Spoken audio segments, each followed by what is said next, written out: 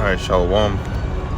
First and foremost, I want to give honor, glory, and praise unto Yahweh, Bahasham Yahweh Shai, Bahasham Rakakwadash. Double honors to the apostles and the elders of Great Millstone for teaching us His truth to rule well. Shalom to the Akim and the Aqua, listening and learning. I wanted to go into this lesson real quick, because the woman, all right, the woman was made for her own thing, just like the man was made for his own thing. And they were created both by Yahweh Bashem Yahweh Shai, all right, but they were not created, to be equal.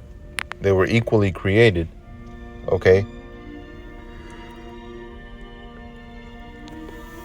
But they weren't created to be equal, because they all have their own function, okay? Just like a vehicle and just like a human body, you have the steering wheel, which, you tell the steering wheel what to do, and the steering wheel tells through the rack and pinion, all right, tells the wheels to turn left or to turn right, with a bunch of small compartments or components, so in the same fashion, Yahweh goes down to Yahweh Shai, goes down to the man, goes down to the female, all right, goes down to the children of the family, and that's the natural order of things, man. Okay, so first is this picture. It says women oppressed. All right, and look at the top two pictures, man. Women dressed more modestly, okay, and economy was thriving, and you have men that were working, okay. So you see those two pictures and you realize how much better it is than the bottom pictures in modern day life. All right, second two pictures says women liberated, okay, and you can see them all trashy, okay, cheeks hanging out, but that's, to them, that's liberating, okay. Not knowing that instruction, all right, not knowing that what's that word, correction, all right, and the rulership over the woman is the natural order,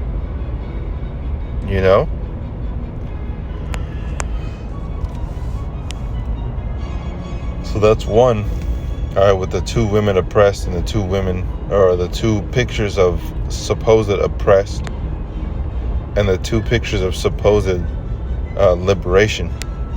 All right, now let me play this clip real quick. Book of Psalms, chapter 62, verse 1 and 2. Fool, please. Book of Psalm, chapter 23, verse 4. Ephesians 5, chapter 22, boom. Book of Betty Lou, chapter 1, verse. I said so. All right, and that was the end of that. That was from a movie called Uncle Drew. If any brother wants to watch that movie, it was a pretty interesting movie, but I always believe there's something spiritual in everything, man, because everything is influenced by the spirit of Yahweh Bashem Yahweh Shai. That's in Sirach chapter 24, because the spirit moves through everything. So it's going to leave a trail of something spiritual for a spiritual eye, So you have that one where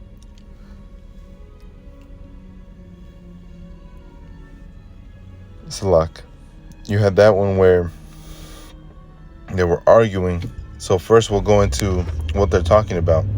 All right, the first thing, that they're talking about in this movie is about playing ball. That pastor that called himself a pastor, okay, he was happy to, to go play ball, which there's nothing wrong with that. You got brothers that play ball, and this man wasn't trying to be professional about it or anything like that. But there's a balance to things, man.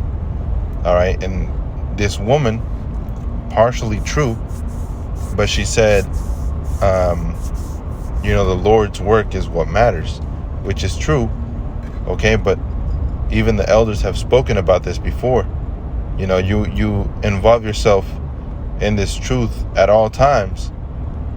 Okay, and it's going to have a negative effect, because we're not in those glorified perfect bodies to where we can receive instruction and correction and perfect law, statutes, and commandments at all times. Sometimes you distract yourself with a little bit of basketball or whatever your hobby is, fixing up cars or whatever, but your main focus always is Yahweh Shem Yahushai. So that's why this man quotes this next part. Enough of this. Book of Psalms, chapter 62, verse 1 and 2. All right, he says Psalms chapter 62, 1 and 2. So when you go to Psalm 62, starting off at verse 1, it says, to the chief musician, to Jeduthun, a psalm of David, truly my soul waiteth upon the Most High. From him cometh my salvation. So this man knew, okay, that his salvation wasn't going to come from playing basketball or being rich. Okay, he just wanted to go have fun with his crew. Okay, which like I said, there's nothing wrong with that. We got stuff to distract ourselves from, being constantly, in the word and of Yahweh Shem Yahushai. Now, there is a consistency that it comes with. That doesn't mean that, we listen to Yahweh Shem Yahushai once a week, or one time out of the month and go back into the world. You see? There is consistency in us, doing the work of Yahweh Shem Yahushai. But, there's also a balance of good that we do, and sometimes a little bit of folly, like playing basketball. We know that's not going to last forever, but it's not bad to do it. Sometimes exercising, bodily exercise profiteth little, okay, but it does profit, So that's why this man was saying this. So Psalm 62 and 2, it says, he only is my rock and my salvation. He is my defense. I shall not be greatly moved. You see? So he knew what the path was. The path was Yahweh Shem Yahushai. In the movie. The path is the Most High. The path is Yahushai. He is the Word and He is the light. That's all. But, there's a balance of things. Okay? Like I keep mentioning. So, let's go back to see what she responds. Psalm chapter 23, verse 4. She says Psalms chapter 23 and verse 4. All right, which we'll go to it.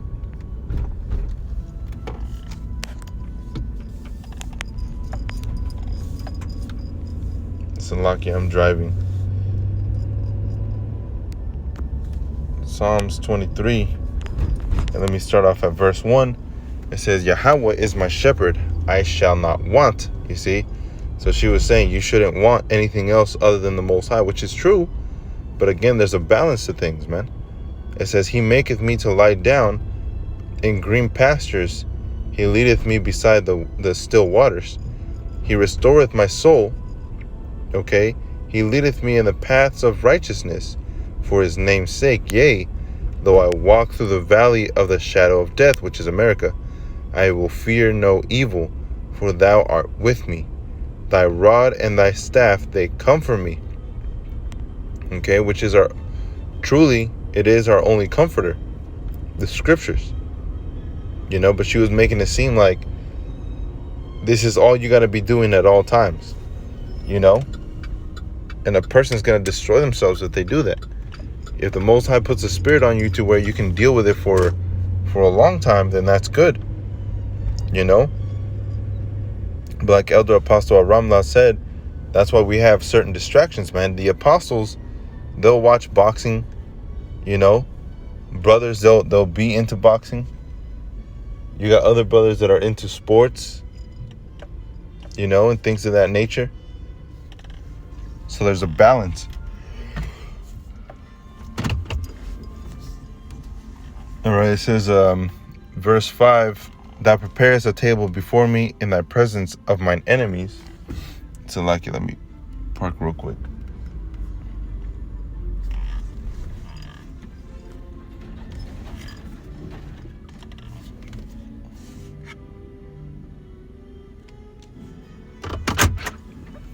My enemies, where am I?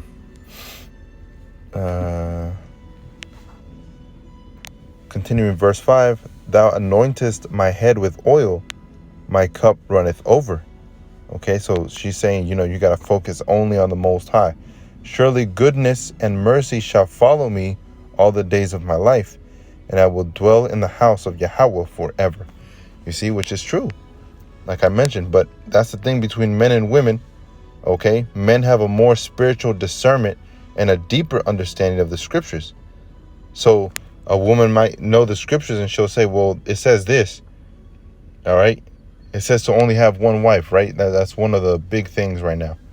It says here that you only should have one wife. But then it says in another part of the scripture that it's okay to have two. You know, and really, you know, the apostles and the elders always, you know, or the elders mentioned this.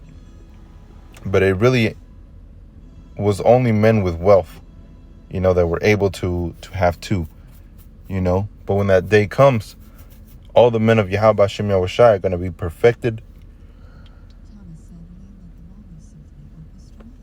And they're going to be finer, more valuable, and more precious than gold. You know? So let me continue this video again. Ephesians 5, chapter 22. He said Ephesians 5, chapter 22, but he meant to say Ephesians chapter 5, verse 22. You know? And let's see what she says. Boom. Book of Betty Lou, chapter 1, verse. She said, Book of Betty Lou, chapter 1, verse 1. Because I said so. Okay? So that there she has it. All right? She tried to fight him with the scriptures. He had a deeper understanding. And this is Ephesians 5 and 22. And it says, wives, submit yourselves unto your own husbands as unto the Lord. You see? And after that, he shut her up. She couldn't say anything but what she feels. Right? And she said, Betty Lou chapter 1, verse 1, because I said so. All right? Pulling shit out of her ass, man. You know? In a sort of speech. Okay? And that's the main thing, man. You know? You're going to have women that are going to try and battle in the scriptures, but the knowledge, wisdom, understanding, like the elder Yashawamba had made a video earlier today. All right? The knowledge, wisdom, understanding is going to be brought down through the men. All right? The elect men of Israel. All right? The 144,000.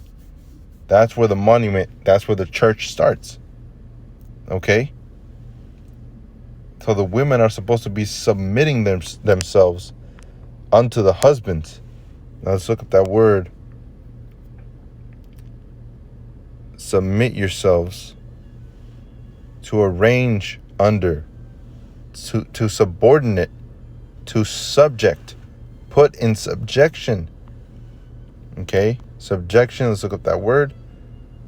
Subjugation. It says the action of subjecting a country or person to one's control or the fact of being subjected. And women do not want that. Okay? And as soon as she heard that verse, that's why he said, boom. You know, that's the end all be all. That's what it's supposed to be. And what does she say? Well, no, because I said so, you're not going to do it. You see? And that's why these women are out of control, man. You know? They'll see a godly man, okay? And think it's cool, yeah, this and that. I'll believe too if you believe in it. All right, but if you go off the way, she'll go off the way with you. That's why whenever Satan, all right, tempted Eve, he went after Eve. He didn't go after Adam. Why? Because Adam had a deeper knowledge, deeper understanding, man. He knew if he would have gone to Adam, Adam would have been like, nah, I'm not with that shit. Okay? But like it says in the book of Ezra, chapter 5, I believe it's First Ezra, chapter 5, if I'm not mistaken. I brought it out the other day, but for some reason I always think chapter 5. But Ezra kept Ezra.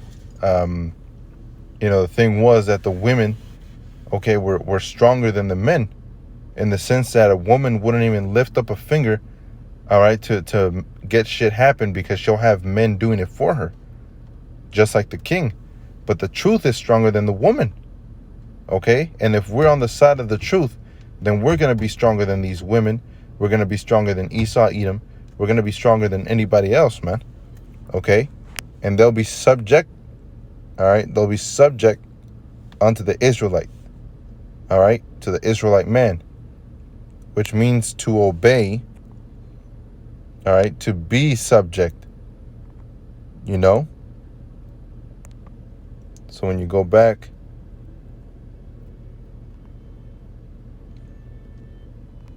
submit yourselves.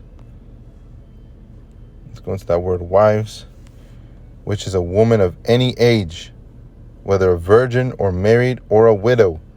That means all you women have to be subjective unto your man.